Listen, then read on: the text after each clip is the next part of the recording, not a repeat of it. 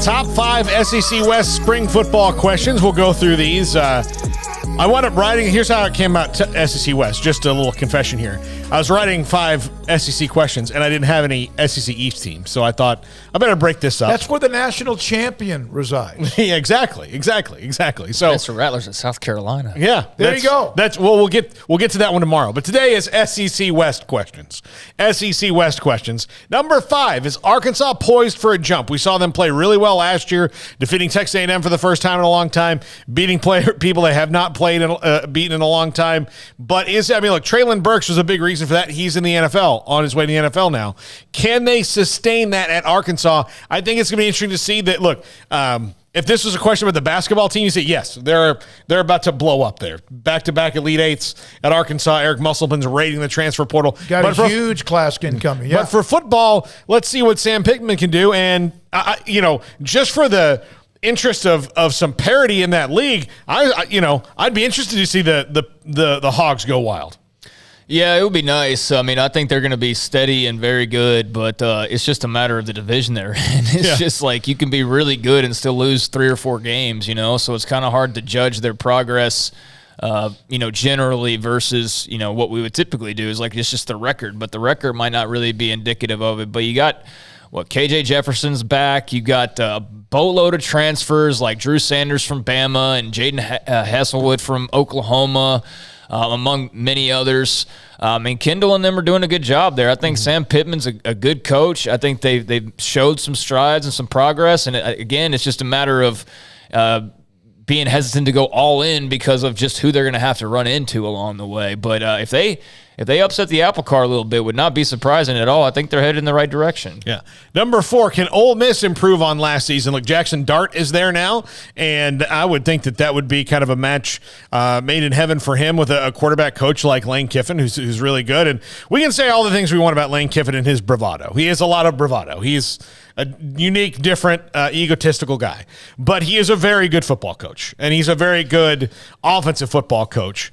And I'm curious to see if he can do this a second year. That was a really good team that lost to Baylor in the Sugar Bowl last year. Can he improve? The next step for them after, losing in the Sugar Bowl would be either going back and winning the Sugar Bowl or contending for the conference title, which I'm not quite sure they'll do, but can they get back and can they improve? Yeah, they were really good. That was a hell of a Sugar Bowl. Baylor just had a little bit more, had the big play with Walcott, and obviously they just kind of were a little bit better. And obviously knocked Matt Corral out of the game. Knocked Corral out of the game, and they put pressure on everybody that was taking a snap, the quarterbacks. But that was a nice step. That wasn't one of those like 8-4, 8-5. That was a really nice step what they had. And you're right. Sometimes the schedule with who you play opposite your division can help you with that, but they seem to be pretty damn real. I mean, they've hit the portal hard. That's why, he's called himself the portal king and whatnot. I mean, he's really going all in on recruiting. Did y'all see that prom picture he took the other day? You're talking about the one with all the guys around him at the swimming pool, all right? those guys, no. And their dates? No, it was a Southern Belle competition or something. But, no, that was kind of fun. And, I don't know. Can Jackson Dart be better than Matt Corral or Luke Altmaier for that matter?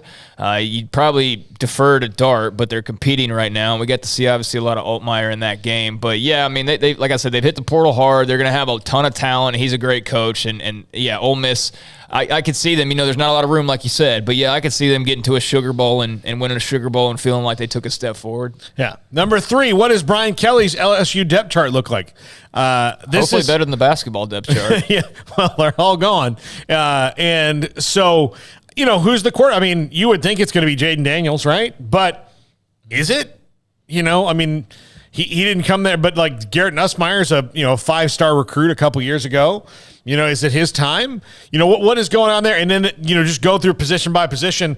They shuffled the roster. They brought in a bunch of transfers. They've done a lot of interesting things there. Brian Kelly, again, he's kind of in a different category to me than Lane Kiffin, but he's for better or worse, he's a really good football coach, and you can say personality-wise about the guy whatever you feel, but he's a really good coach. And what does he have in that roster? What is that roster like for them to do what that fan base expects them to do, which is play in the conference championship game? One thing that there's someone who does hit us a lot on the text. He's a Notre Dame fan. You wonder if Brian Kelly, which they were good at times, really good on the cusp of being, they're in the playoff, was that his limit there? The limit at LSU, even with Notre Dame's history, is higher. Well, correct. And his their ceiling. His comments last week were basically 20 years, his comments were basically last week that Notre Dame has some restrictions that you just can't get by. And that he couldn't get by. No. Somebody can probably get by it, but no, there is something to that though. Yeah, they do have real rules, especially in comparison to LSU. Yeah, exactly. But he says that that they can't get by. I think that somebody will eventually figure it out. But again, he was kind of done with that and moved on to LSU, and both parties seem to be extremely happy. You know who visited Notre Dame practice? Yeah, Ed O. He's been around others, not just that one. He's been around. He wanted Marcus Freeman for his defensive coordinator before he got fired. So there's a connection there. He's obviously a Marcus Freeman fan, so I don't think that's really a shot at Brian Kelly if those people are trying to look into it that way. I think it's more a compliment to Marcus Freeman and what he's doing. I agree. But I mean, the quarterback situation will be interesting with the group of guys they have. I mean, pretty much anybody who follows recruiting knows all these guys at this point, but all of them haven't necessarily lived up to what they were expected to live up to. So, I mean, the opportunity's there. I don't know about the rest of the depth chart, how that shakes out, but it's LSU, the hellified athletes. They'll probably, hit the transfer portal, and Brian Kelly's a great coach. Like, I don't expect him to be LSU, with Joe Burrow at the helm anytime soon, but sooner rather than later, I don't think he's going to go there and fail. Yeah, by the way, on Coach O at LSU, I just thought he was looking for a place where he could go to confession based on the last couple of months there. Yeah. Right in front of touchdown. Bless me, Father, for I have seen. I've been hitting on pregnant ladies at gas stations. Number 2. Who's the QB at Texas A&M? Max Johnson, Haynes King, or the freshman Connor Weigman Weigman. I think it's Weigman. Weigman has been playing really well. So who's the quarterback there with a roster around them that even with the losses they have in the NFL draft is really good with veterans and is going to be really good with young recruits? They've got some depth at A&M that they haven't had in a long time. This is probably not the year where I expect them to take the step, but who the quarterback is and how effective they can be. What do you mean take the step? Real actually contend for the conference title. Right. I mean, and not just be 8-4, 9-3. I mean, 8-4 should be just tattooed on their backs until then. But can they take the step? Who the quarterback is going to be huge in that. Yeah, I mean, I'm going to default and predict it's Haynes King when all is said and done. I mean, he was the guy before the injury last year. A&M's knocking on the door so much that I don't even hear it anymore.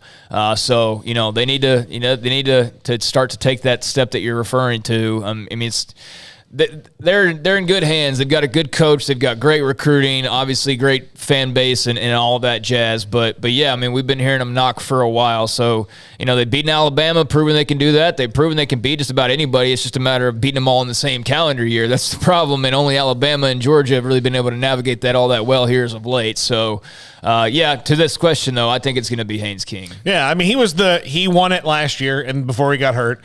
So unless... but Max Johnson's played a lot more, so there's all these things. And Jimbo's a bit of a mad scientist when it comes to the quarterback. And number 1, can anyone challenge Bama? I mean, that's what it all comes down to in the SEC West. Of all these things that you've done to make yourself better, can you beat these guys because they're not taking a step back? Their quarterback's back. They got who they want in the transfer portal. Look, Kamar Wheaton went to SMU. They're not going to miss him. Nick Saban will forget his name by tomorrow. Won't even be a thing in his head. And that's just how Bama rolls on. So can you dethrone Bama? That's the question nobody has an answer for yet. I agree. Until proven otherwise, it's like in the Big 12 for most every year, it was Oklahoma. But in their case, it's winning the division, winning the conference a lot, and winning national titles. And, of course, Georgia said, hey, don't forget about us, and they won it a year ago. All right, tomorrow.